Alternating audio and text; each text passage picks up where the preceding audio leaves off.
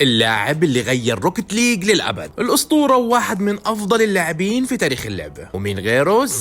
زين بدأ مسيرته من عمر صغير، لدرجة أنه قرر يشارك في أول بطولة رسمية بعمر 13 سنة، هذا اللي أكيد ضد القوانين، فسجل باسم لاعب ثاني ولعب هو. زين بنكشف وباخد باند لمدة سنة، والباند بتفعل لما يصير بعمر 15. خلال فترة الباند كان حديث كل العالم، متصدر التصنيف العالمي وبيفوز بعض البطولات الصغيرة، هذا اللي أكيد جذب أكبر فريق فرنسي فيتاليتي ليوقع معه مع بداية 2023، ليبدأ مسيرته الحقيقية من عمر 16 سنة، وتزداد شهرته الضعف لما يلعب بطولات الونز وبقدم أداء تاريخي، وخصوصا من ناحية الميكانيكس. زين بيكون عنده سلسلة انتصارات متتالية رهيبة ما قد صارت في التاريخ، لحد ما يتصفق من الملك رواس. والسؤال صار، هل أسلوب لعب زين هينجح في ال RLCS؟